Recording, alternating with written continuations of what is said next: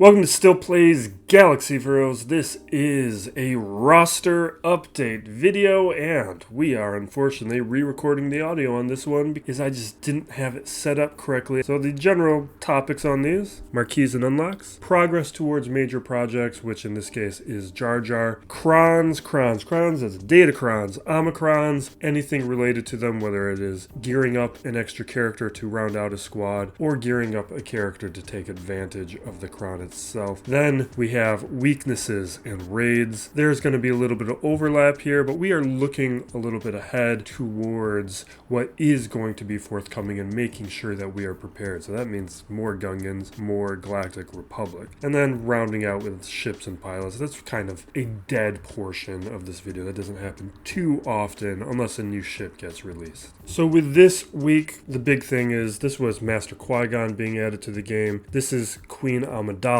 right after the end of Conquest and her release. So those are the major releases that are a part of this video. No advanced development on the Gungans. We're just in the process of farming those characters up. Now, we do need to establish our context within all of these videos so you can see how the Horde is going. And these are long-term things that we are planning out. Now, you can go to the Discord if you want to look at this in detail. Just think of this as a heat map where the things that have a color applied to them, we are still actively farming and we are in deficit. Everything in gray, we have various surpluses. And you can see we are really good on a lot of things. We need signal data, we need carbonate circuit boards, bronzium wirings, but other than that, we are very strong with all the other relic materials. We are building up surpluses now with impulse detectors and biddy cards. Then we are looking at the chiroprods. We always need those. We need a bunch. Then it's just a couple more pieces for the Gear 12 Plus materials. You can see the Mark 6 med packs, the Mark 8. But what we have here, the first column, this is Gungans. Second column, that's labeled Major. That is Queen Amidala, Master Qui-Gon, Padawan. All the gear, we need to take them up to Relic 0. Gungan column also does include Jar Jar. Then we have a column that's just relics that I'm working on that I want to have. They're a little bit more luxury, but we are going to be working on some of those. And then the final column, that is for Rey. That is a stand-in for the next GL. I'm not going after Rey right now, but she is the furthest off. She requires the most gear that I don't have. So it's there to give me a soft target to prepare in advance for what I hope CG will be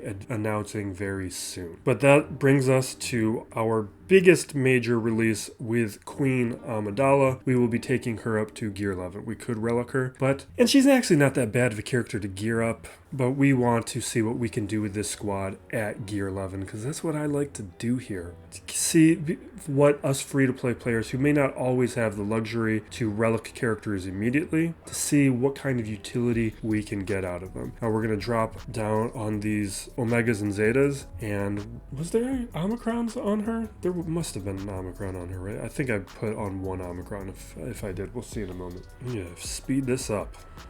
Yeah, so whatever reason, I like to put the Omegas on in these videos.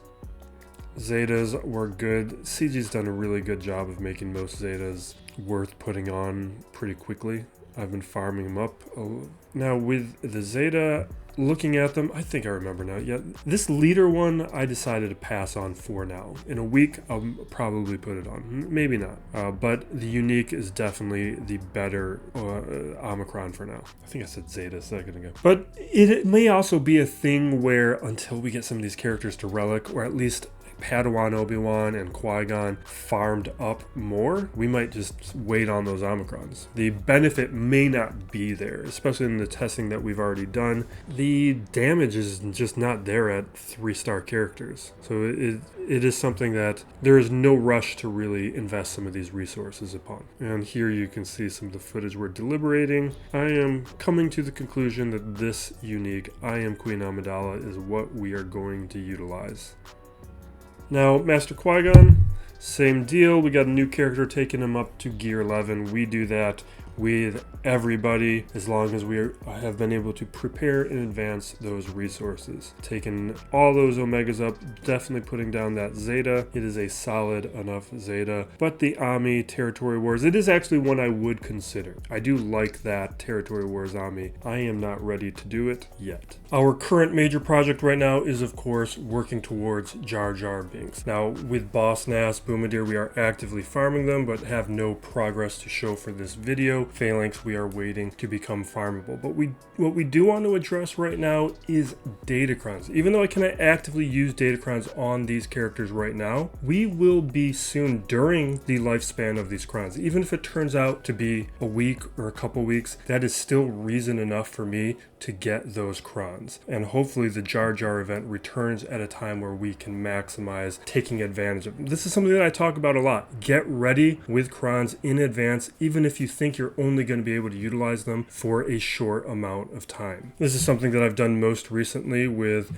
Mandalore Bow, being able to utilize her cron for about a month or a season worth of its lifespan. And I've done it with Afra, Jabba, Leia, all beforehand. There is more than enough reason to go after crons that you can't use immediately if you expect as sometime during that lifespan you have a shot. And I will, with at least Boss Nass and Phalanx, I'll be able to take care of them to Relics soon enough and be able to utilize them next 3v3. Now, at the time of the original recording of this, I was getting prepared for territory battles, and I wanted to add a few relics so that I could boost my performance and also help out my guild. And what I was looking at was for some minimal interventions, one of those being Hondo. I only needed to add one more relic. I'm surprised it took me this long to do it. It's only one relic level to get another node, access to a node, and it was enough for at least for my first attempt to do a single wave, which is still a 100,000 or a couple 100,000 GP territory battle points, whatever they call it. And then the other place was Jedi. In phase 4, needing a node that is for all Jedi, Relicate Jedi, I needed one additional Jedi to be able to access that node, and I needed to make a determination about which Jedi I wanted to do that with. Now, there was a few candidates that I was considering. I was looking at Jedi Knight Cal Kestis, Kelleran Beck, Jedi Knight Luke. Those most importantly, I was also considering some like Jedi Knight Revan. He's a character I would like to have at higher relics. But with Kelleran, I ultimately decided against him, even though I thought he was going to benefit more from higher relics. And I might need to look a little bit deeper into it, but his second special is based off of max protection. So I was hoping that his mastery would be boosting his protection, and it unfortunately does not directly affect it, so it eliminated him from consideration, because he's a character I think I would have liked a lot at higher relics. You can see he's got crit damage, health as part of his general mastery, and that is not something that I was looking for. So it turned Jedi Knight Luke into the candidate for Relicate, because Jedi Knight Luke, he's a valuable character. It was not likely going to be a place where I was going to second guess adding an additional relic level. And Jedi Knight Cal Kestis is a character I wanted to keep back because there's a lowest viable teams video I want to do for his node. So with Jedi Knight Luke, we add that relic level, and we've already done the node. It is an easy node. It could have basically been any Jedi. Luke helps a lot though, and he's going to help with plenty of other counters. Make JML up against Rey more consistent, or JML up against some other key characters. There are some luxury relics that I would like to be adding to strengthen